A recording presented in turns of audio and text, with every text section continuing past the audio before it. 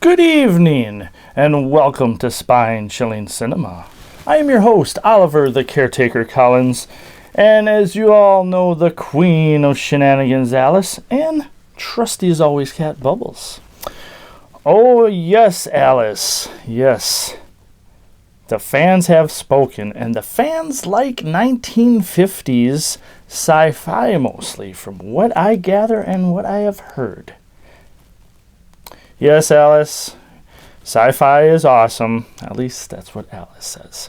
Big sci-fi fan, Alice. Big. But yes, do we have a treat for you tonight then, if you are into 50s sci-fi from 1951? Unknown World. Haha, Alice. Alice says not much is known about this movie. Oh boy. Well, the director, Terry O. Morse, if you've watched Spine Chilling before, you will know that the movie Fog Island, he directed that movie as well. And he directed and helped scenes in the American version of Godzilla King of Monsters from 1956. Now Alice is really excited for this film. She said it can't be bad now if he worked on Godzilla. We'll see, Alice, we'll see. You know what I think of 1950s sci-fi? And I know you like sci-fi anything, so we shall see. But without further ado, let us get to this movie.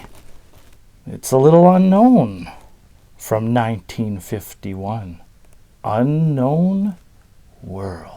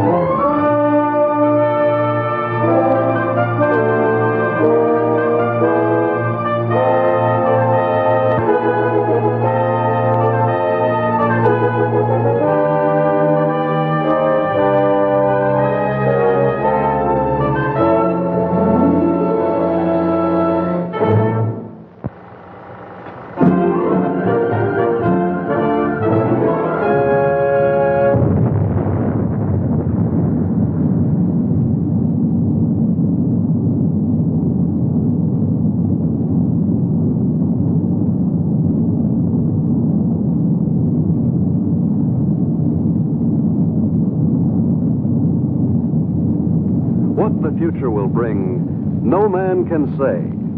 But one fact is certain. Mankind stands at the crucial crossroads of history, the threshold of a new era, the atomic age. For the people of the West, skilled in the uses of science and technology, the atomic age is profoundly significant. Across a continent enormous in its agricultural potential, Americans have drawn from the earth a rich cities, have reared towers into the sky, have spun intricate networks of highways across the land. By the application of science, industry has grown increasingly productive, making possible a good way of life. With assurance, Americans look with an abiding faith to the future. For many, citizen and scientist alike, atomic energy means the promise of a more abundant life. But for many another, the atom is a threat, an evil promise, the paralyzing panic of our time. Thus, to answer the perplexing question of the atom and its implications, the people have turned their attention to the forum of public affairs, have sought to search out realities, to find the facts, or to listen to men of science, like Dr. Jeremiah Morley, famed geologist, the embattled founder of the now defunct Society to Save Civilization. It was Morley who told a Los Angeles audience that a series of atomic explosions, either accidental or deliberate, could set off a chain reaction to annihilate every man, woman, and child on the face of the earth. It could cause the death of every living thing. In a gloomy report, Morley took a dim view of history, recalled the tragically repetitious story, the decline and fall of all past civilizations. Said Morley, modern civilization could, by the phenomenon of atomic fission, be brought to dust and ashes. For example, if an A-bomb were detonated at the Empire State Building, the area of total destruction would cover an area of 2 miles. Now, since the A-bomb is already obsolete, consider the area of total destruction of an H-bomb. And science has promised us bombs 1,000 times more powerful, poisoning with radioactivity all the air and water of this earth. This could mean not only the end of our own civilization, but the very possibility of any future civilization. What are we going to do about it? I'll tell you what I'm going to do about it. I have a plan to preserve human life on this planet. I hope you will join with me in carrying it out.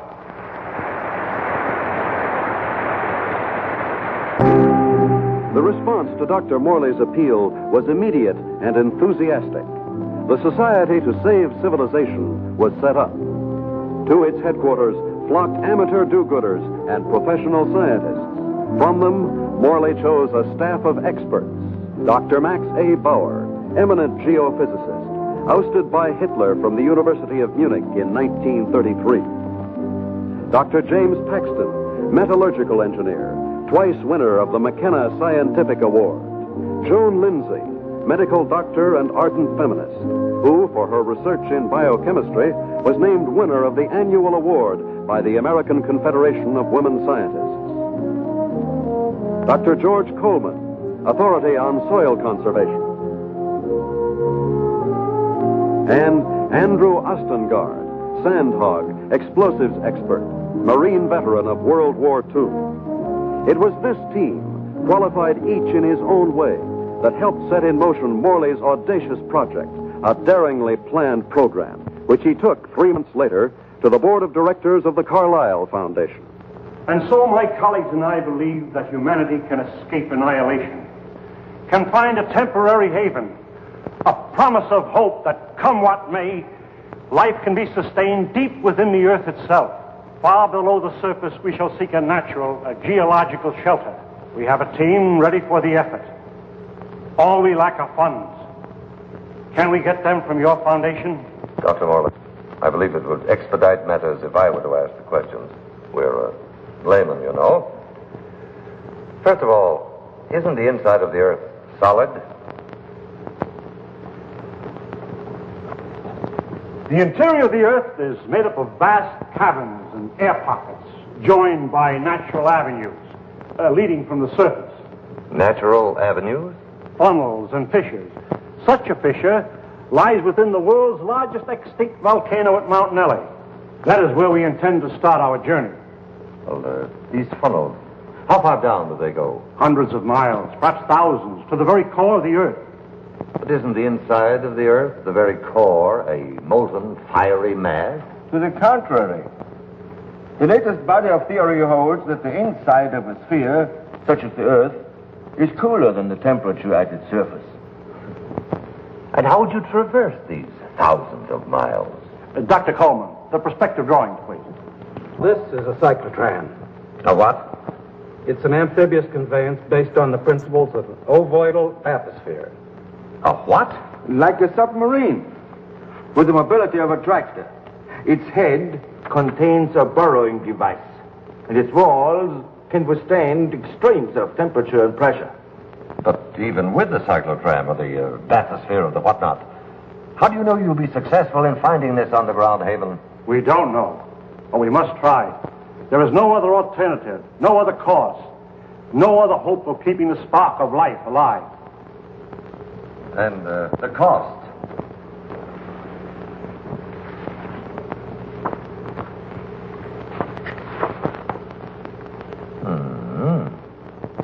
That's a lot of money, Dr. Morley. Well, surely you don't expect... But we do. I know you and your committee mean well. Mean well. Next you'll be calling us starry-eyed idealists. Dr. Lindsay, you're out of order. The whole world is out of order.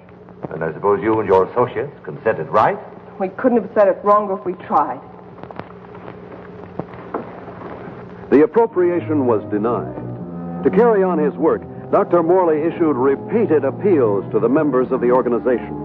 It failed. And so, last week, the Society to Save Civilization was itself extinct. And one of its leaders, of Professor Jeremiah Morley and his enthusiastic colleagues. Where were they headed after a year of devotion to a lost but spectacular cause? To newsreel reporters, Dr. Morley had only this to say. We have no plans. We have no hope.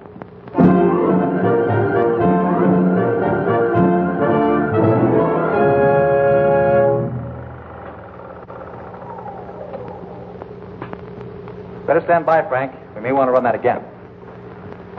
Well, gentlemen, what do you think? It's like asking a man what he thinks of his own obituary. I thought you'd like to see it, or its release, in case you had any objections. Now he thinks of our objections. You've been crucifying us for a year, Mr. Thompson, in the newspapers you edit, the magazines you publish, and the syndicates you control. And now this newsreel. Just a minute, gentlemen. You seem to have me confused with my father. He dictates the policies of our publications. Like father, like son. Nothing, Dr. Bauer, could be more unscientific. As a matter of fact, my father and I never see eye to eye on anything. So he's the villain of the piece and you are the hero. Quite the contrary. My father has all the virtues of our society. He makes the money, I spend it. It's a large occupation. Oh, I have no occupation. I'm strictly... You wouldn't. That idea of yours, Dr. Morley, about exploring the inside of the earth. You know, I'd like to try that, just for the kicks. I'm sure you wouldn't find it very exciting. Oh, I don't know. Gentlemen, I came here tonight with a proposition. I have some money of my own. I would like to finance your project. Are you serious? Sit down, my boy. There's one stipulation, however. I go with you.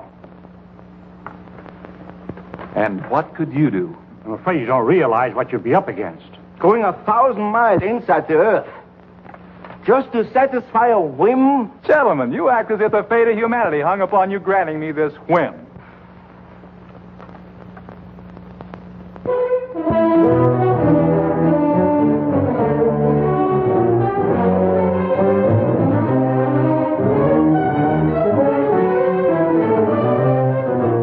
Plans for the expedition are being completed ahead of schedule. And Morley is pleased with our progress. The cyclotram nears completion. Adequate nutrition in concentrated form has been perfected. And for an auxiliary water supply, the Sloan H2O condenser will be used. By the study of our laboratory animals in a new environment, we expect to gather important scientific data.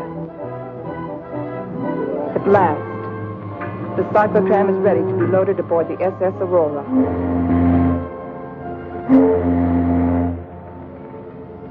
Our destination, the extinct volcano, Mount Nele, where the inside of the earth begins. This was our base, a lonely, desolate beach at the foot of the extinct volcano.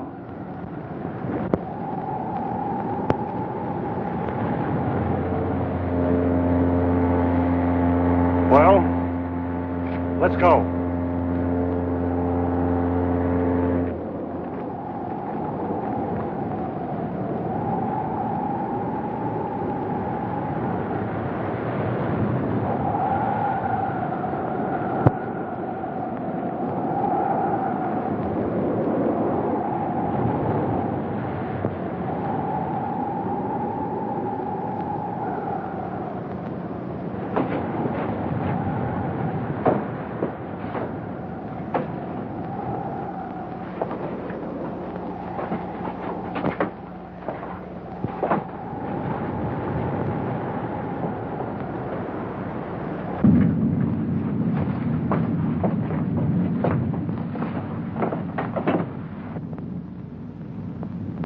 What a place to spend our last night on Earth. You sound like we'll all be dead in the morning. It's a possibility if we stay here.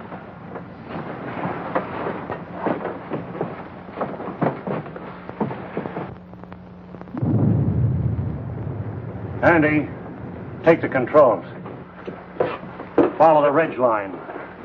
Keep out of the ravines. Ascend at an angle of not more than 33 degrees.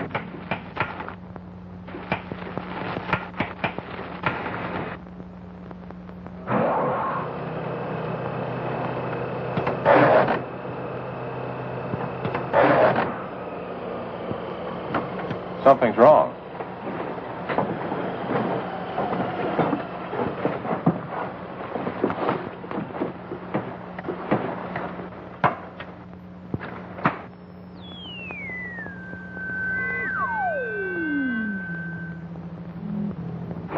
Now try it.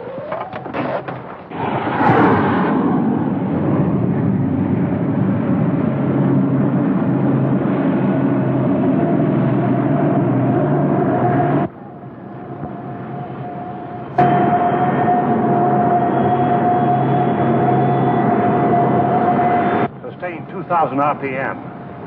And follow our chart plan, R4. Check.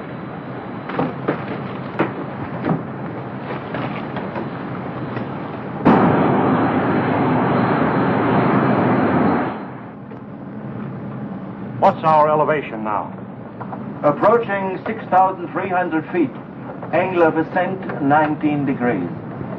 Speed constant, 2,100 RPM.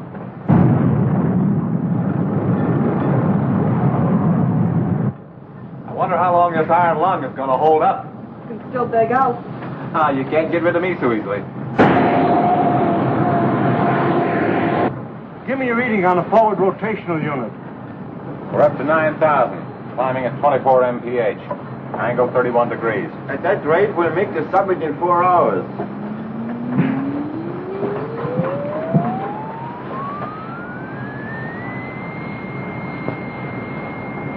Dr. Mullen, we are meeting some unstable isotopes.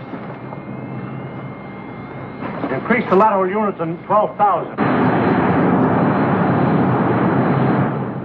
Say, this is getting rough.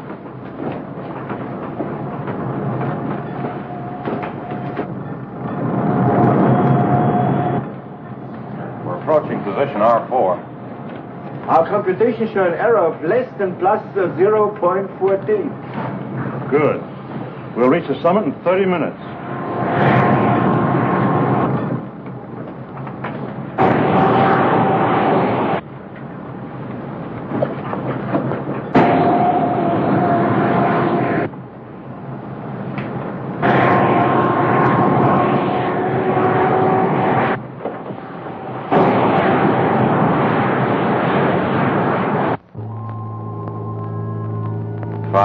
And 27 minutes. Excellent. 33 minutes ahead of our estimated schedule. We'll make a final check of our position before we enter the crater.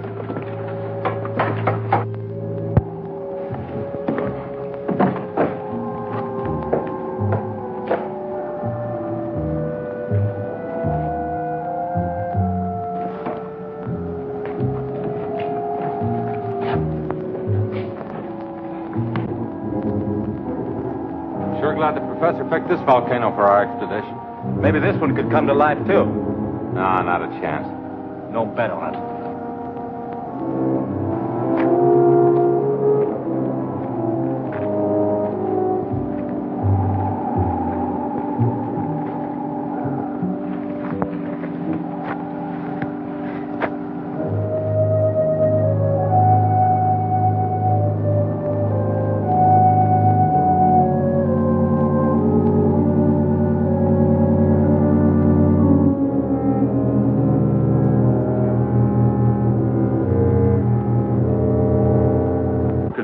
There's no reason for us to wait till dawn. We'll proceed into the crater now.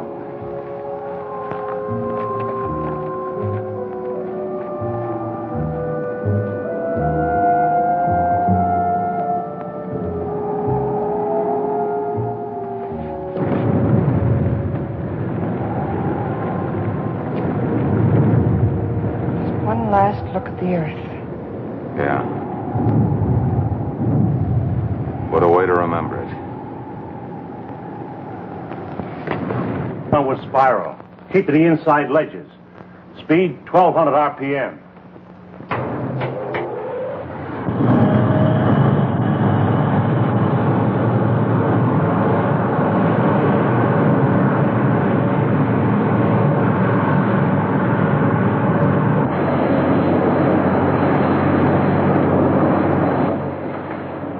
really black out there.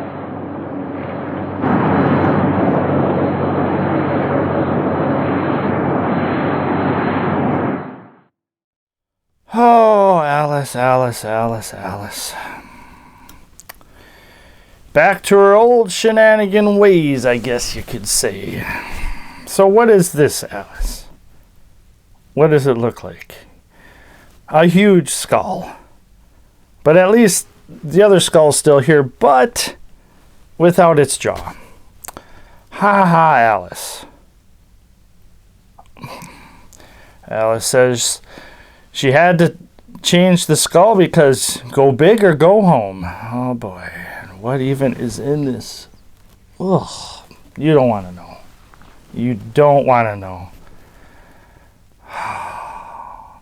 Yeah, I know it's a contraption that you mixed up, and I don't know if it's when you do your voodoo or witchcraft or whatever, but don't mess with Alice. Just a little advice there. But yes, this movie looks like they're going to try to go to the center of the earth. And like a lot of 1950s sci-fi films, it's all because of the threat of the atomic bomb and the H-bomb. So they're planning for the end of the world and looking for a new place for human civilization to live. Interesting. Alice does not think that machine is going to make it. Either one, it's not going to be powerful enough, or two, it's going to take so long that everybody on the trip and adventure will die inside of it. She's kind of got a point. It moves pretty slow. But we almost forgot to tell you, we also have a special treat for you before our next break, an independent horror short from 2007. Yes, indeed. Yes, indeed. Oh, you've already seen it. And you think that I will really, really enjoy it. Well, did you enjoy it? Oh, tremendously. Okay. Well, stick around for that. Stick around for that. I don't want to talk too much about it because I kind of want it to be a surprise for our viewers out there in TV land and internet land. Yes, indeed. And Alice would like to thank everybody for everybody's support, from the TV show to our YouTube channel. The support has been overwhelming, and we are so appreciative of your support. All right, so with that, Alice, I think let's get back to this film because, you know, let's see if you're right. If the drill can't get through the Earth, or if it's so slow they never get there and then the whole crew members die. Okay, so without further ado, from 1951, Unknown World.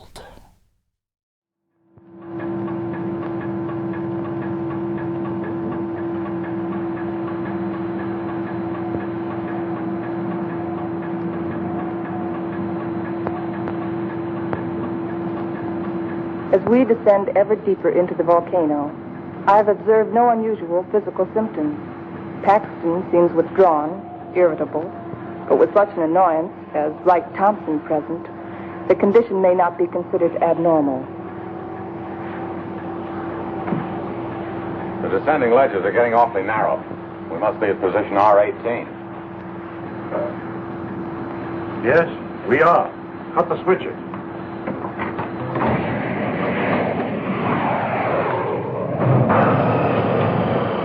We'll be doing some hiking now. Better have some breakfast.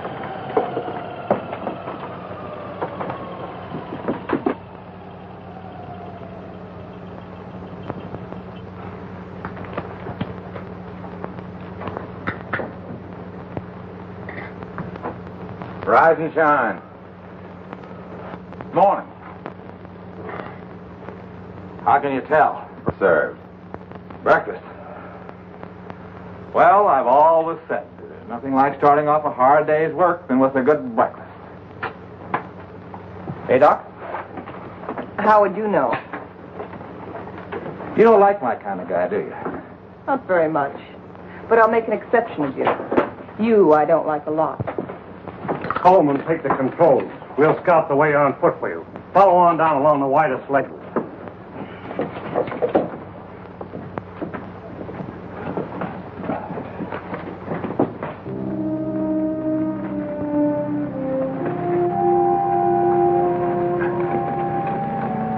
Watch that, it's loose. What's the matter? I don't like it. What did you expect him here? A Garden of Eden? I'm not talking about volcanoes. I mean Wright Thompson. He doesn't belong here. None of us belongs here.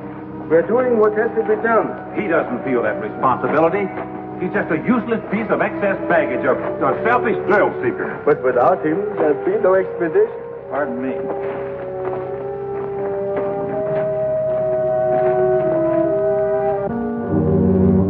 Kind of deep down there, isn't it?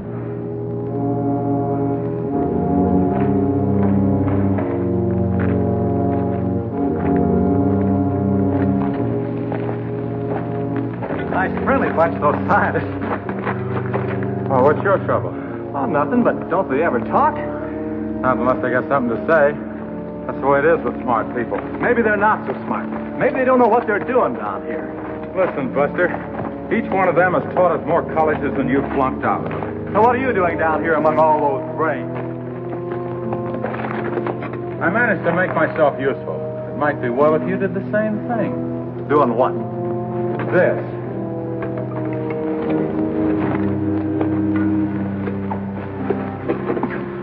You lead the way for a while.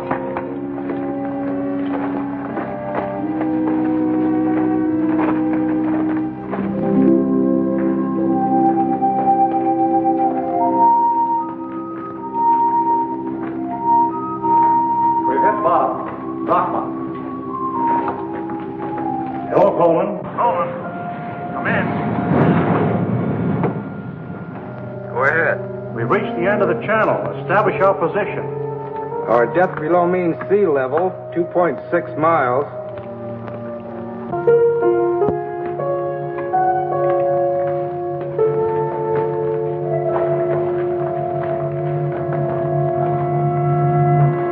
The Angstrom Underground Geological Expedition reached this point June 12, 1938, and was unable to proceed further. Why anyone who follows us should want to go further, we do not know, but we assume that they have good reason for doing so. Good luck. If Engstrom were living today, he'd know the reason. The world has changed since 1938. The world has changed since yesterday. We better get to work.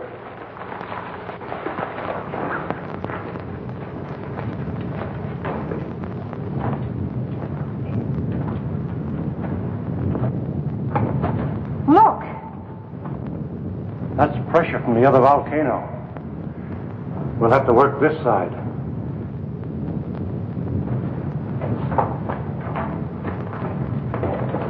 Paxton! Yes, Dr. Morley? Start making density readings on that wall over there. Yes, sir.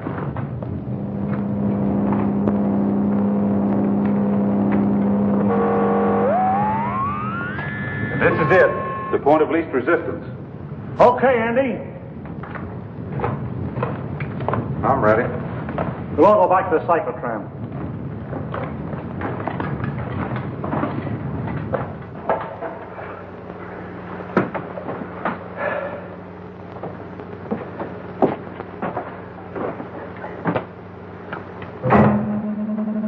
Fuses 1 and 2 set.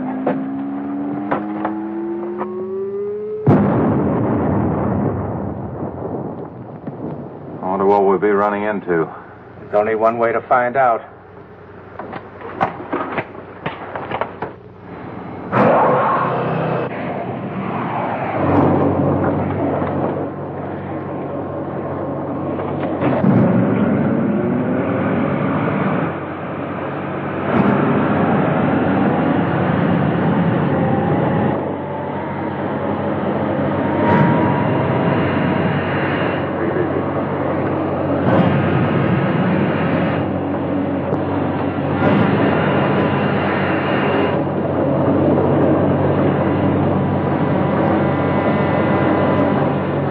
broken through.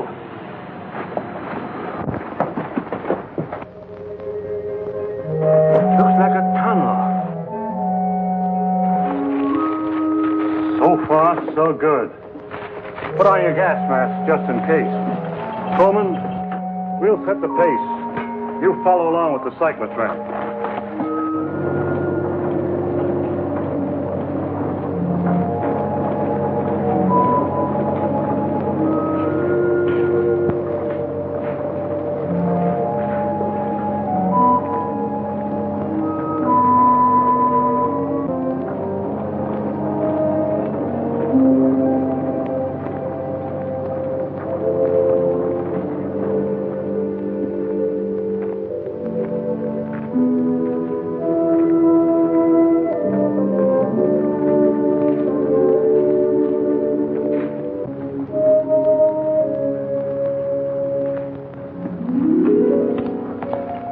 The air is fresh and clear.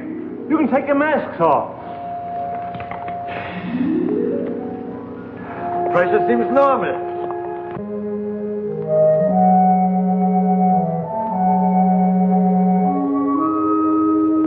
I wonder where it leads. That's exactly what we're going to find out. Lead the way, Andy.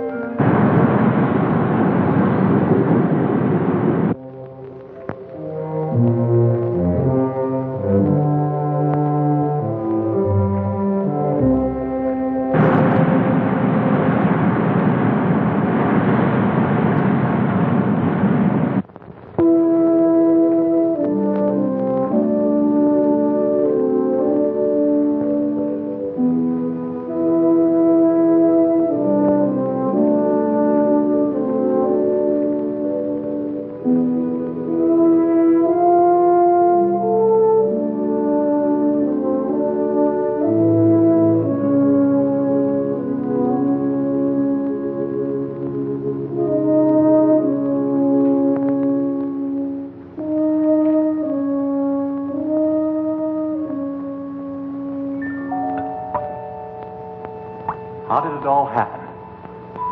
Long time ago, the earth above was covered with water. When the sea vanished, it left great limestone deposits behind. Was all this limestone? Yes. And then the water gathered in underground streams and carved out the soft limestone. Drop by drop, year by year, the water dissolved the stone. Each drop carried a tiny particle of sediment. That's what formed these columns. About an inch every 1,000 years. Well, how long did this whole process take? About 200 million years. Hello, Coleman. Coleman, bring up the tram. We'll proceed from here.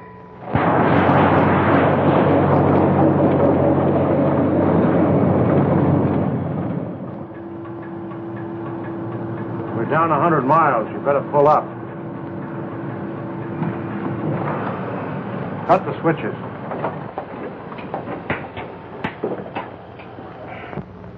It's funny. When we first got here, I felt a sort of exaltation. Now I feel depressed. I don't know why. The oxygen content is adequate. I know. But I too feel suffocated. Maybe it's the unreality of this place. You know, once when I was working in the Holland Tunnel, I got cut off from my crew for 10 hours. I felt this way then.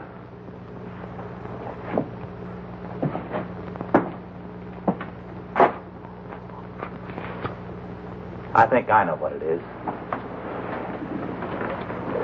It's loneliness. It's a feeling of a person away from people. I felt it on the top of a mountain in Tibet, in the jungle, and on the Arabian desert. It's like the last cord tying you with humanity has been cut. It's more than that. People have dignity only in relation to many other people. Alone, a man is as useless as Any rock out there. No, you're both talking nonsense. Nature doesn't influence man. Man influences nature. One man, one strong man, can change nature. Oh, you're wrong, Dr. Paxton. It isn't one man. It's many men working together. Right, teacher? Men together are no more than sheep. One man standing alone leads the way. Then the sheep follow. Please, gentlemen. Well, I'm embarrassed for all of you who call yourself scientists. Swayed by a self-indulgent young fool. I'm going ahead. I hope that by the time you catch up with me, the atmosphere will have cleared the cobwebs from your brains.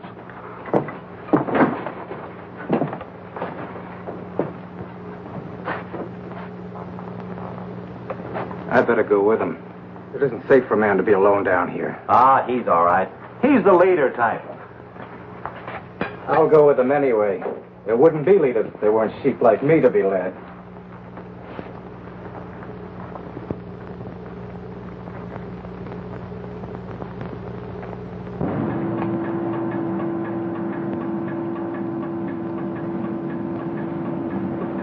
I still don't see any sign of Paxton and Coleman.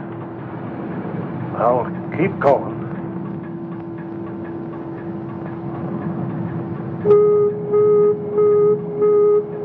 Gas!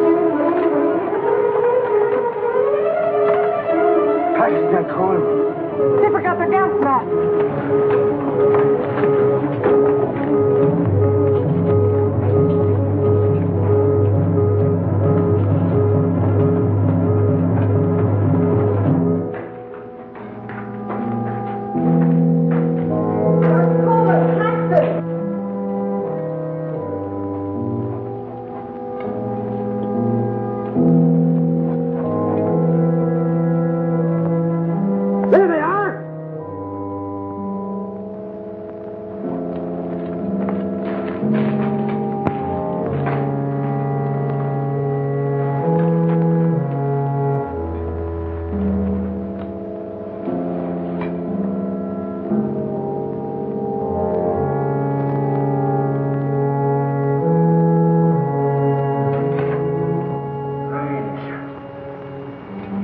Digging a grave 110 miles under the earth.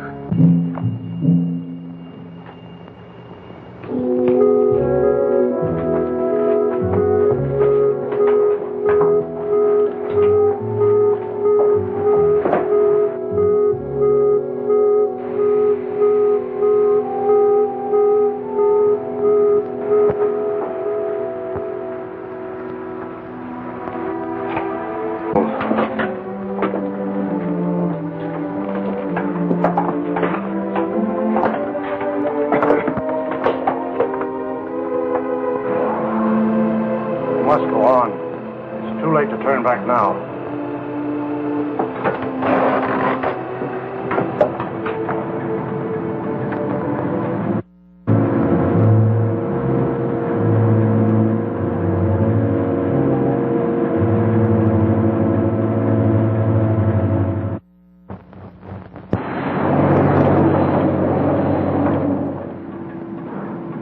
No. Andy?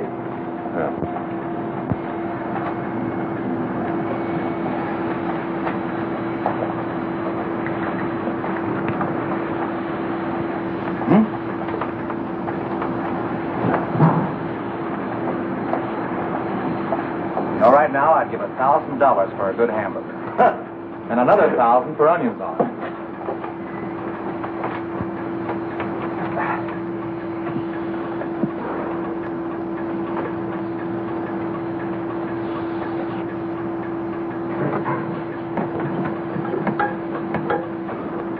Dr. Morley, our water supply is... Cut the switches.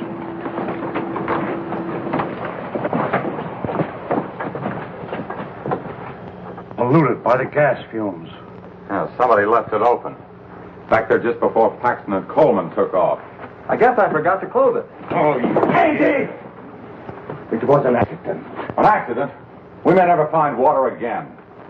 Now I suppose you'd give $1,000 for a glass of that. Andy, there's a job to be done. We've got to find water fast, and in this area. Yeah, I know. We got about a chance in 1,000 of finding it.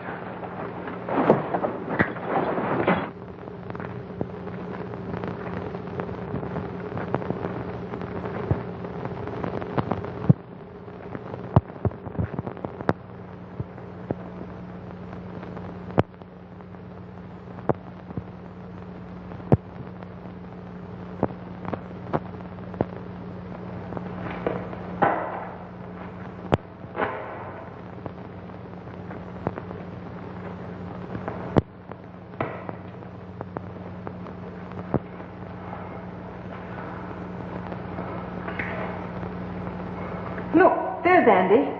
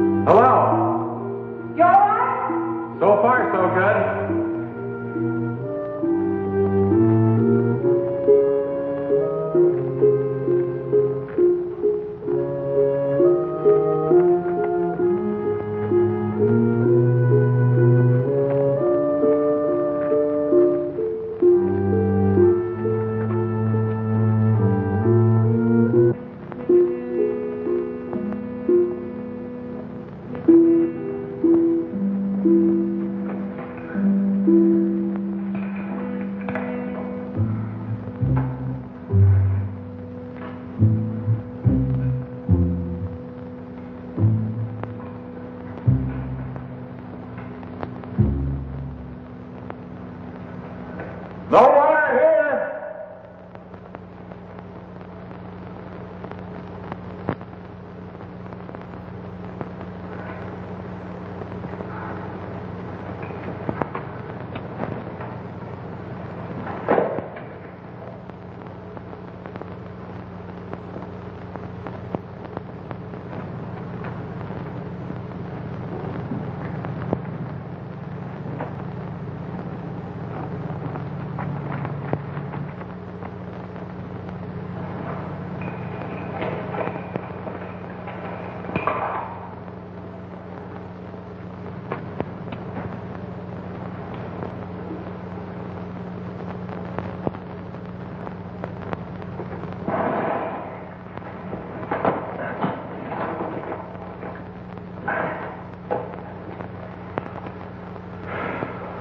Thing like this enough to drive a man stir crazy. It's no use. 240 miles inside the earth. Yeah, and no water.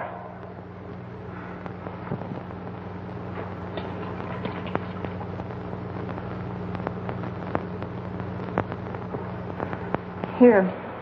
I've been setting it to the animals.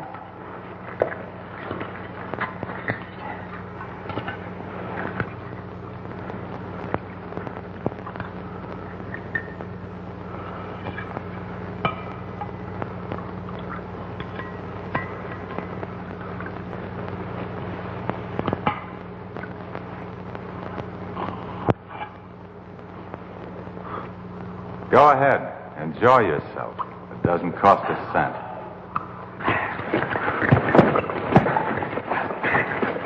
Stop it! Andy! This is ridiculous. We have something larger at stake than your personal petty feuding. Now, you two can come with us or stay here and kill each other. I'm going after the cyclotron. Never mind. I'll go get it.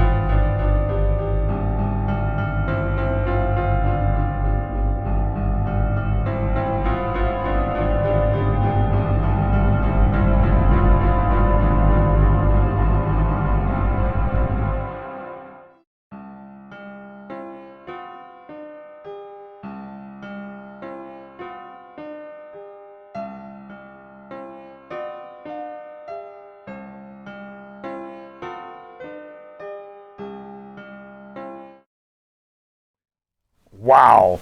Alice, you were right. That independent horror short, Tea Time, from 2007, directed by Erik Deutschman.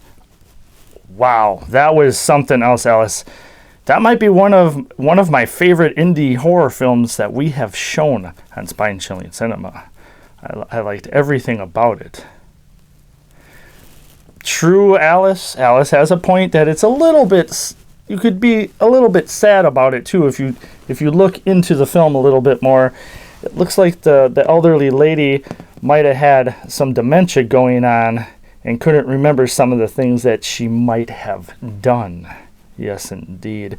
And I liked how it was filmed. It was a little kind of had like a vintage look to it. I liked that.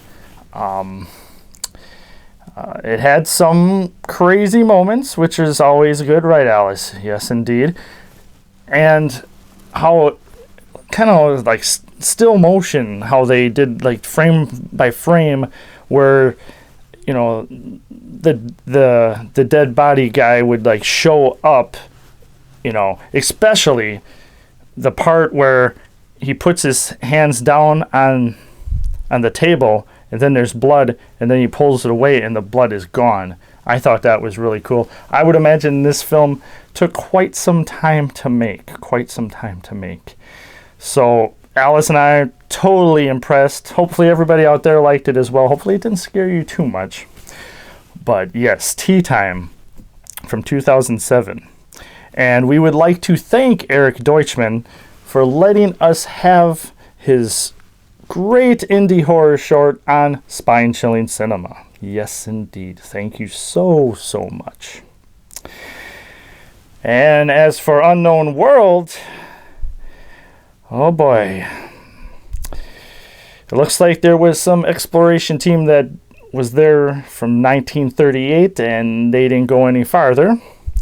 And it looks like this new expedition team should have took their advice, because there was some toxic gas, which Alice laughed because when she hears the word gas, she laughs. It's just childhood humor.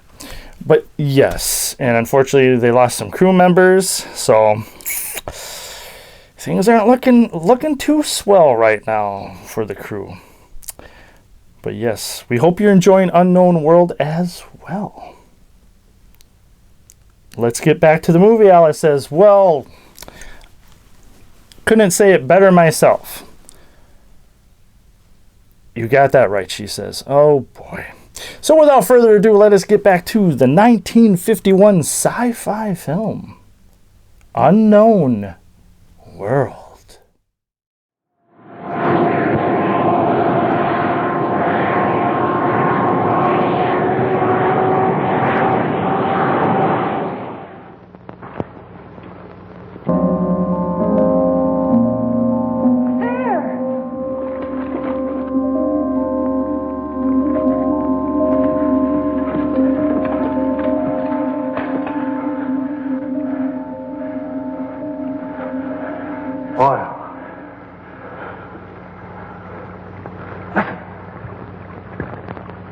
Sounds like running water. But where's it coming from? It's behind this wall.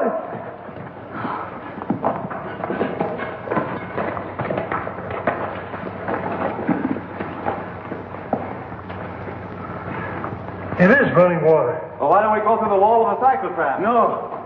There's this brother. There's still such a thing as too much water. It could be an underground sea. Andy, bring a couple of heavy hammers.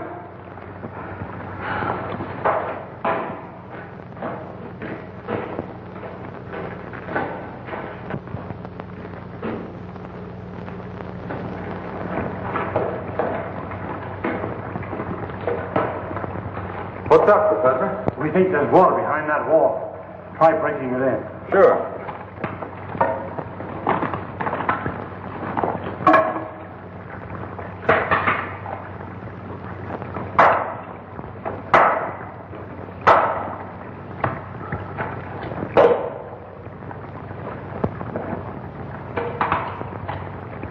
I brought 2 hammers, you know.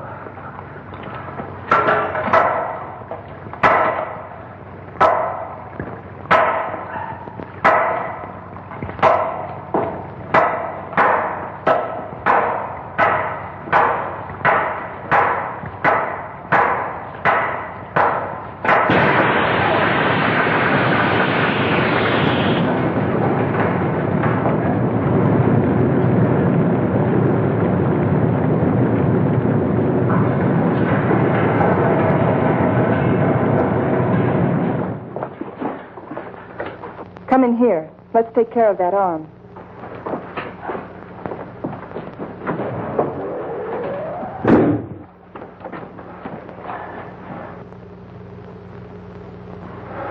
The outside temperature is rising fast. It's up 280 degrees now.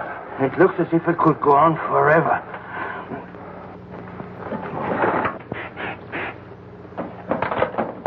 Hold it out there.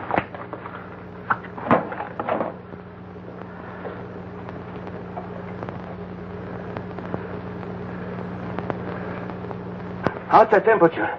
It's dropping fast. The outside pressure is dropping, too. Good. Condensation will soon take place. There. You're a pretty good doctor at that. You're a pretty good patient at that. Thanks. Here, put this on.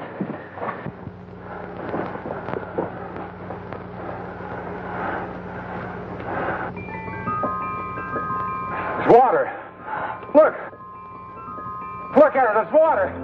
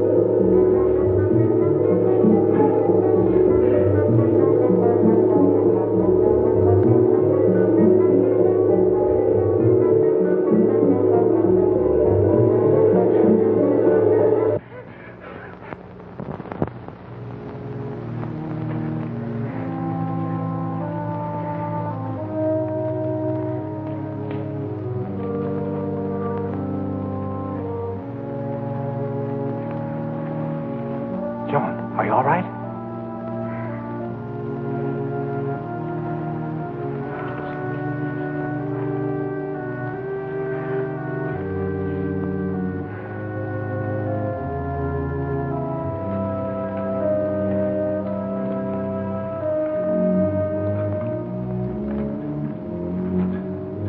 Well, what shall we do now? All right, I'll say it. I'll say what's on all of our minds. Don't try to read our minds, Thompson. Just speak for yourself. Then I say, let's go back. And I say go on. But look at Joan. We've gotten nowhere. Deeper and deeper into nowhere.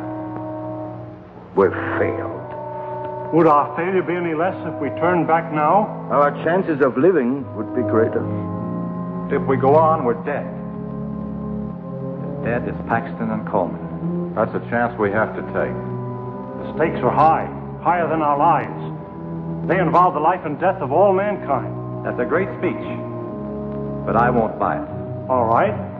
Let's put it to a vote. Thompson? Go back. Andy? Go on. Bauer?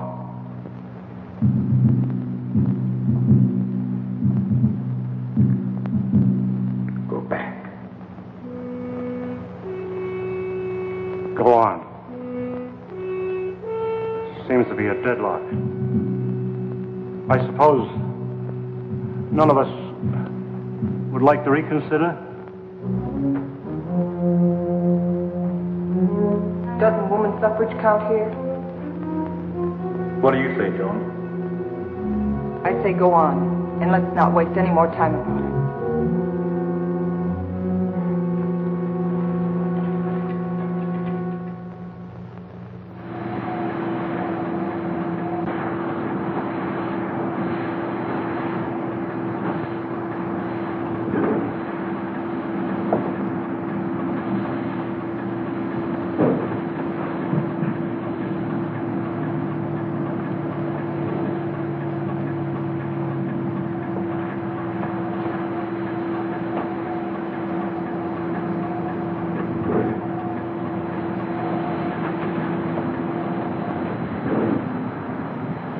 How are those burns coming along? Good as new.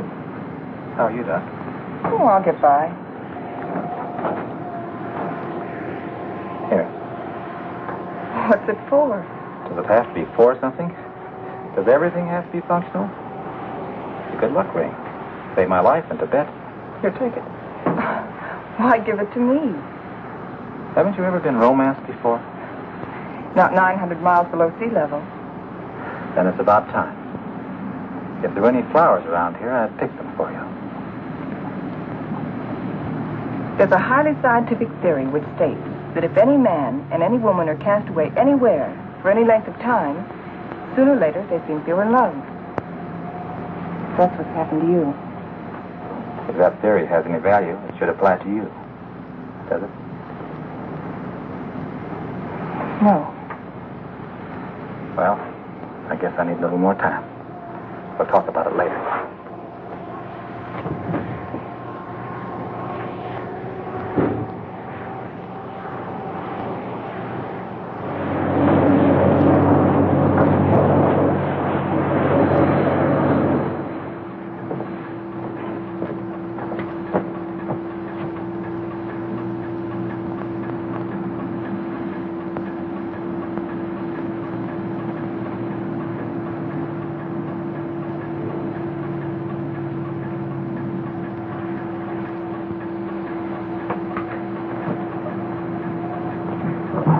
Say, how about pulling this jalopy level for a minute? Just long enough for us to get out of these straitjackets and stretch.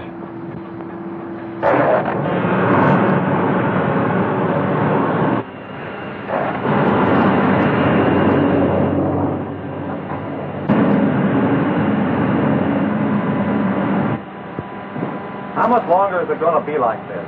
Oh, right. What difference does it make? Plenty. If it's going to be like this the rest of the way, why go on? Why waste time? That shouldn't make any difference to you. You've never done anything but waste time. Listen, you meathead. Just because you're a sandhog that likes to go grubbing around in the ground, And you're a mountain goat with his head in the clouds. Stop it, both of you! I've had enough of this. What happened? I don't know. It's much water.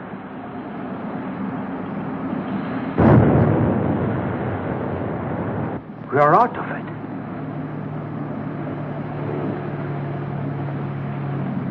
This might be what we're looking for. Let's make a landing and explore the area.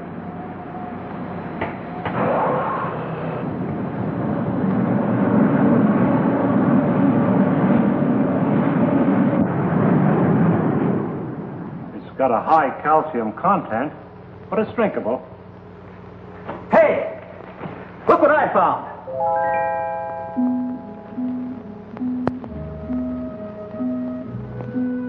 They're cave pearls. Cave pearls? How much they worth? Calcium carbonate. Calcium carbonate.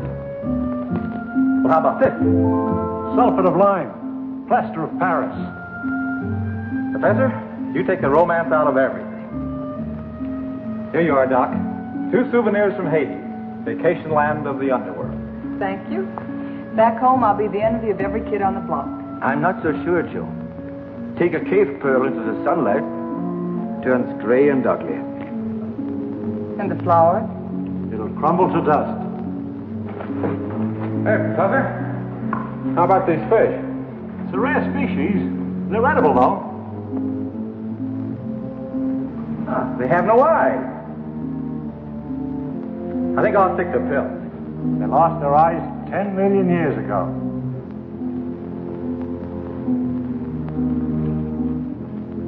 What kind of a place is this? Flowers that crumble to dust in your hands. Stones that look like pearls. Fish without eyes.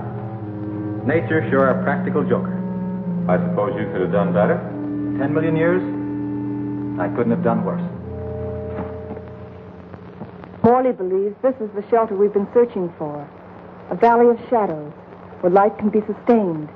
A shelter for humanity. And yet our morale is very low. What do we want? A ray or 2 of sunshine? A change of seasons? Starry nights? In this graveyard, Morley thinks we can build a new life right here. You mean this is what we're looking for? You'll get used to it. Well, who wants to get used to it?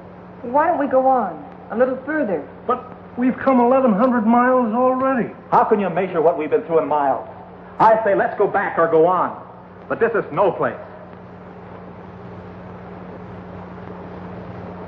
What is your wish? We've come so far. Let's go on.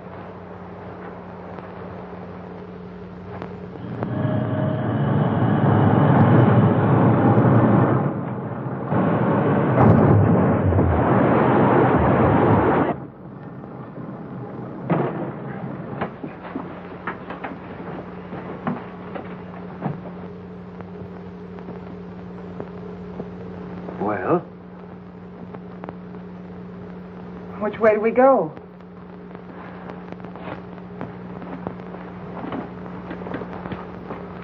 I suppose we'll have to explore both channels. I'll take the right one. Right? You take the other. Why me? I'll tell you why. I'm sick of taking your orders. That's the trouble with you, Thompson. That's all you do is take, you never give. Without me, there wouldn't have been any expedition. Well, that's not enough. It's time you gave something yourself and not your pocketbook. Andy. We might as well get started.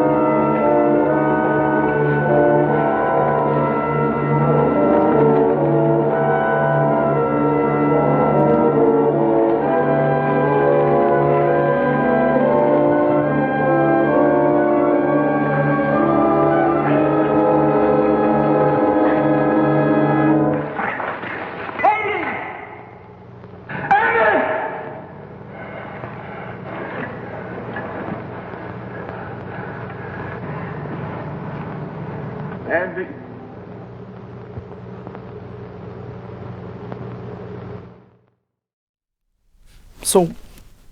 So Alice, what is this contraption supposed to do anyways?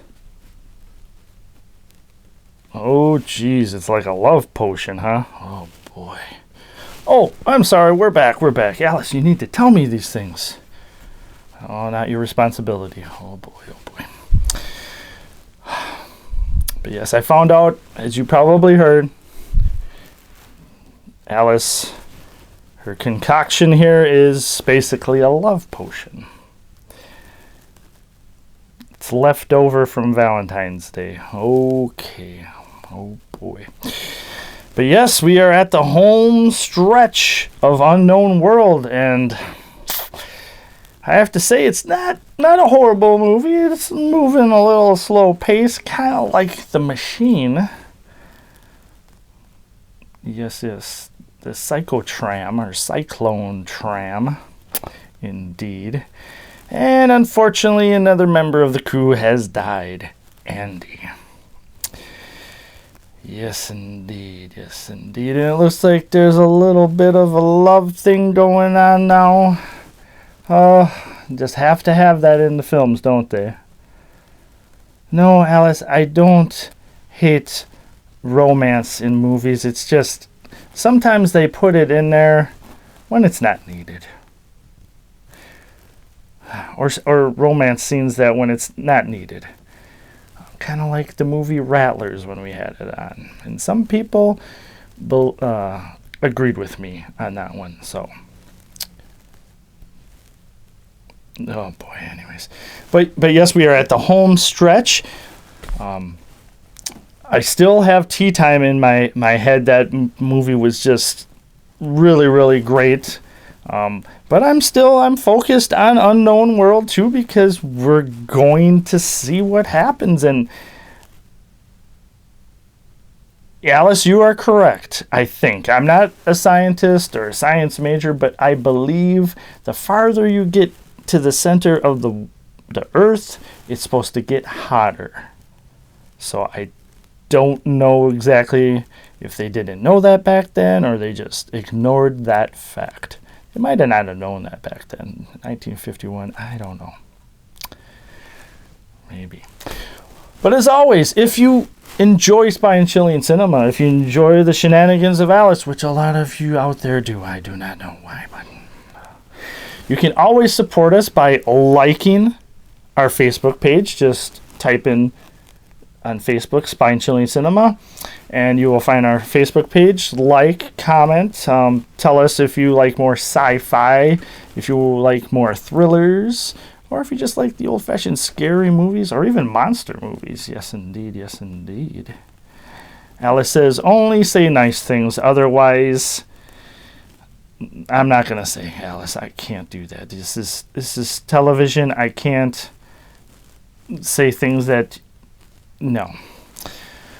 But yes, let us get to this home stretch, Alice. Let's see what happens. I don't think it's going to end well, but that's just me. You're not so sure. Okay, well, there's one way to find out. So, without further ado, from 1951, the sci-fi film that is starting to be known, not unknown, World.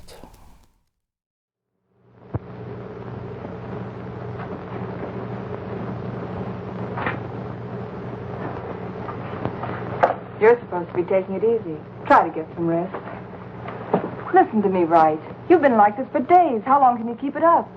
He didn't like me any more than I liked him. Yet he saved my life. It doesn't help brooding over it. But he died saving my life. He did what he believed was right.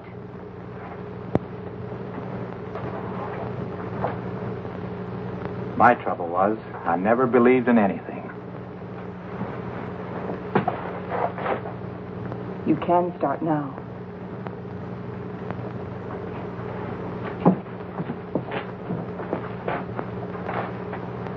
Morley wants to go back to that Valley of the Shadows he liked so much. Well, it's better than this. But it isn't good enough. What do you want to do? I too want to go back. But all the way back. Now that Andy's dead. Now that Andy is dead, we've got to go on. We've got to, until we find what we're after. If we fail, then we can talk about going back.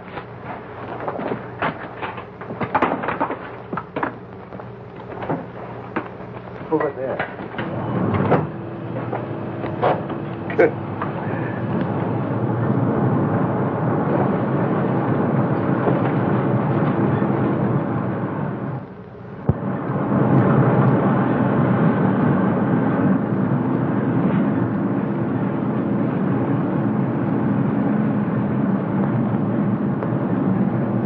This must be a continuation of the other river. No, I think it's just a seepage from it. Listen. What's that?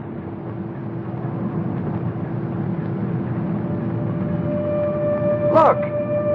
It's like daylight.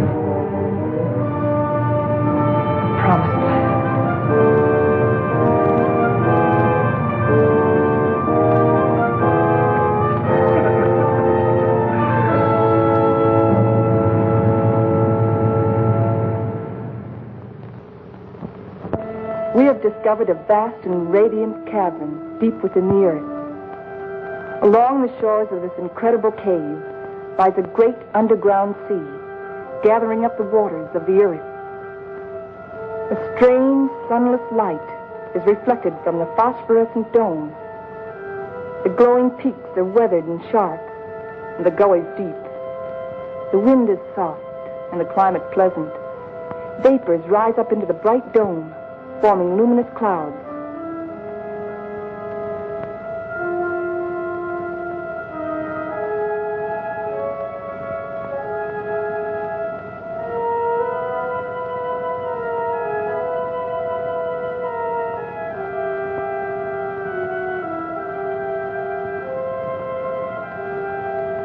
The area is rich in chemical resources.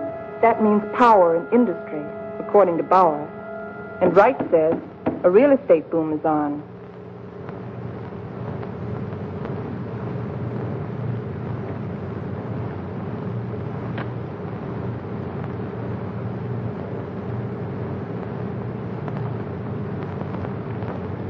Well, you got a match?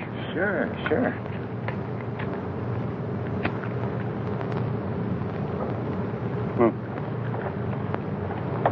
How you coming, Professor? Still feeding those rabbits? They eat like pigs. Small wonder. They're expecting in a couple of weeks. All of the rabbits? No, silly. Just the lady rabbits. Tell me more. Here, make yourself useful. Get some more water. Explorations and surveys of the surrounding area continue. Morley and Thompson have set out toward the southeast to investigate the land and its potentialities.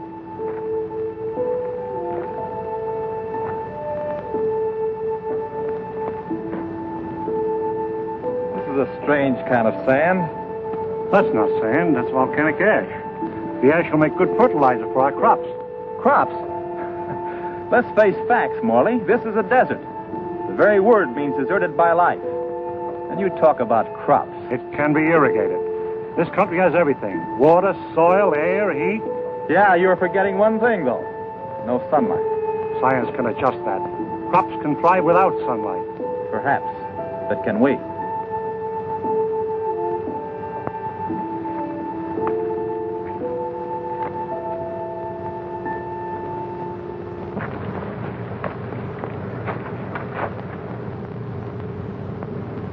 What sort of species is it? It's the fossil remains of a species of lungfish. He breathed by means of both lungs and gills. When he came out of the sea 400 million years ago, he was the ruler of the animal kingdom. With his lungs, he was a pioneer in a new way of life. How did they become extinct? Like some of us on Earth, they seem to hurry the process of extinction. Let's get out of here.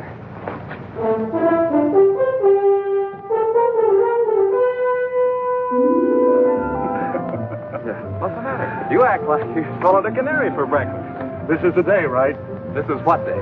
The day we're expecting the first litter of rabbits. Well, who's going to pass the cigars around? You apparently don't realize the importance of it. Oh, I'm sorry. By observing the rabbits, we've already learned that they respond to nature basically as we do, as any mammal does. And from their young born today, we can predict how our own young will respond in the new world. Dr. Morley, Fowler. Come on. You go ahead. I'll get plenty of hot water.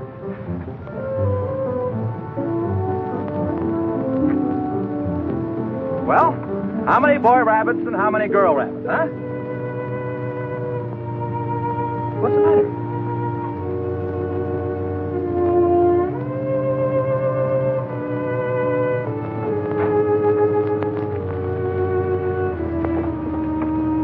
Joan, what's the matter? They're dead. They're all born dead.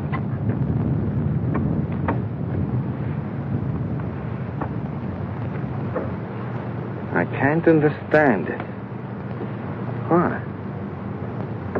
Why? There must be some cause, some biological reason. We've been searching for causes. Our investigations have been checked, tests rechecked. Examination of genetic tissue proves that all experimental animals born here are sterile.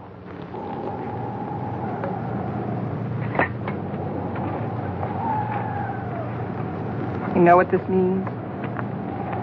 This new world. A haven for the dead. This is the end of the line. Now we know that the human race cannot reproduce itself in this underworld region. It appears our mission is a failure. Then we can't stay here. At least one generation could. And after that, what? The end of humanity. That I won't accept. Neither can you run away from facts.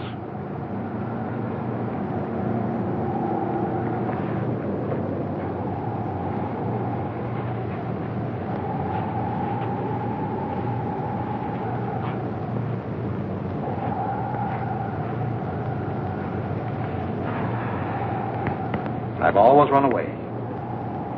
Climbing mountains. Trying to prove something. I don't know what.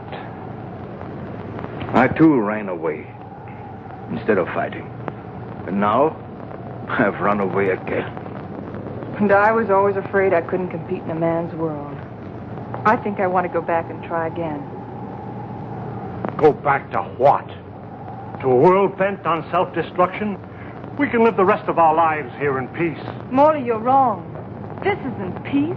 This is a resting place for the living dead. I don't believe it's the end of the world. I don't believe it's the end of mankind. You're young. You don't know.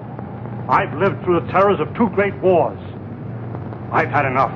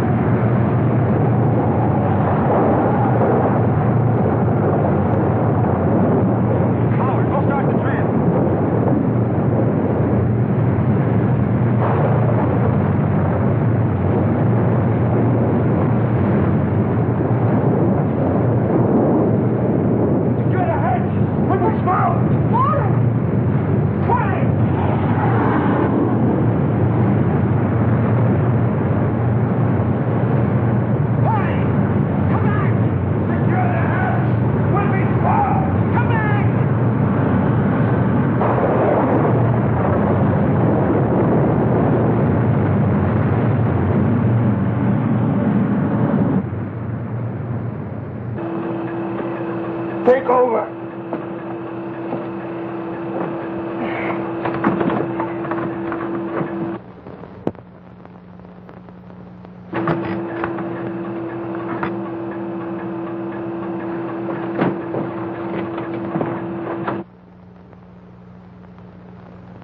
Something's wrong.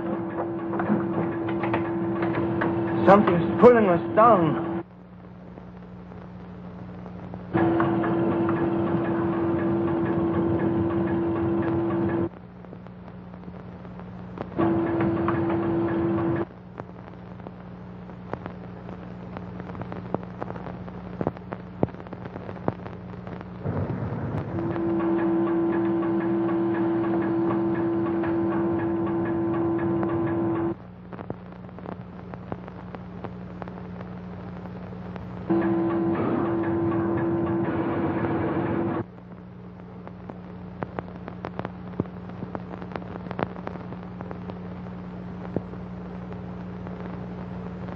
We are lost.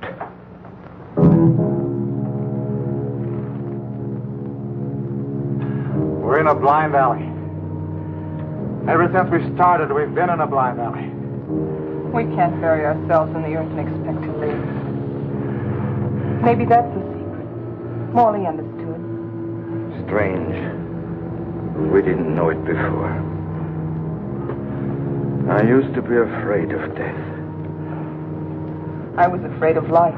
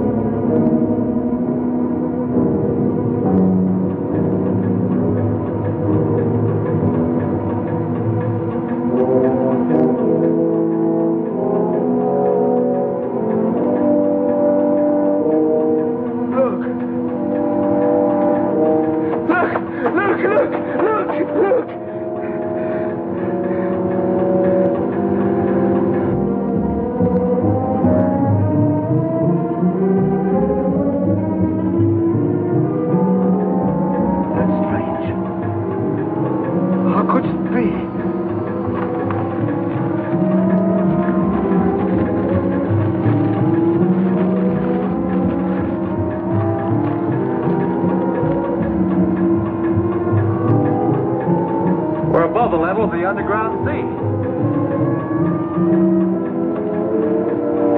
We found a channel to the upper ocean.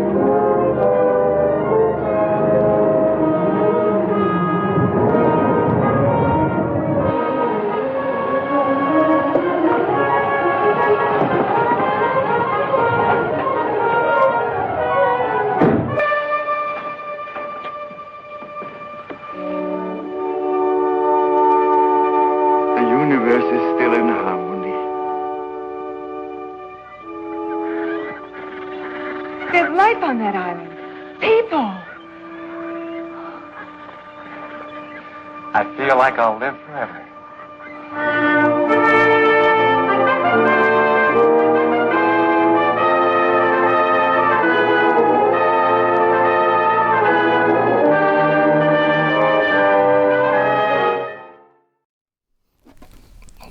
Alice, why does it smell like Reese's peanut butter cups?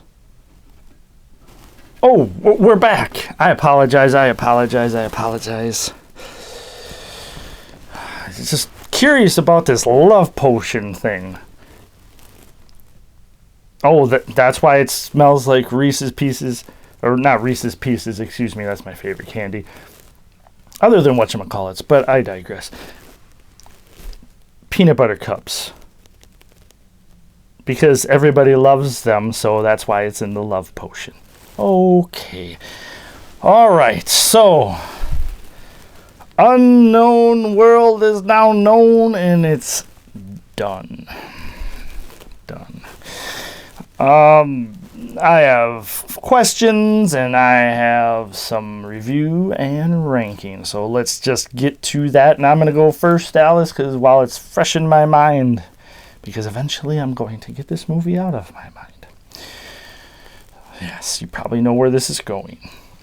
Okay, first off, the ending kind of really, I don't want to say ruined it for me, but it really brought the rating down. How in the world did they all of a sudden able to go straight up with the machine and as fast? That was a little strange. And then the ending was just like, oh, happy, joy. I'm not saying I have anything against happy endings, but it's just, to me, the ending seemed rushed. A lot of these movies, that's kind of how it feels, and I'm wondering if it's because they don't really are good at planning things, and all of a sudden they're like, oh, we ran out of money, we gotta rush this ending. That's what I think. I don't know if that's what happened with this film, but that's how I feel about it. Yes, Alice, I'm getting to the ranking. Our ranking is from a ranking of 0 to 10 shovels. That's how our ranking system is, if you're new to Spine Chilling Cinema.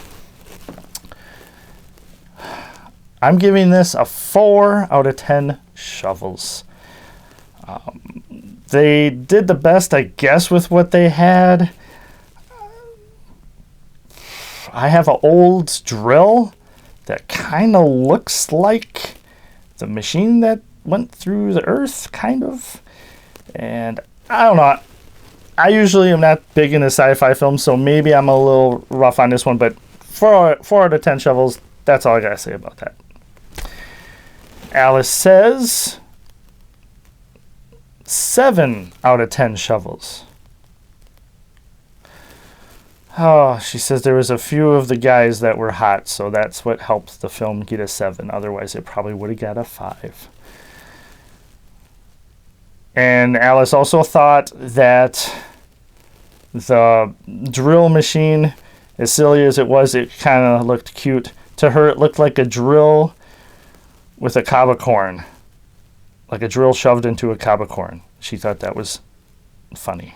Okay, Alice. Well, we've come to the end of the show. If you made it all the way through the end of this movie, you deserve a golden star. I will say that much. So we have come to the end, and this is usually where Alice will pick a cartoon, or I will pick a cartoon or a little short film. So you don't have this movie that scared you to have nightmares or bad taste in your mouth. Or if Tea Time is still in your mind and it's still terrifying you and you want that out of your mind as well. Even though I relish Tea Time. No, not real Tea Time, Alice, that's you. The movie Tea Time that we had on tonight's show. I thought it was great. I don't want that out of my mind, but some people might. So, with that, for myself, Oliver, the Caretaker Collins, the Queen of Shenanigans, Alice, and Trusty Cat Bubbles, we hope you enjoyed tonight's show. And we cannot wait to see you again.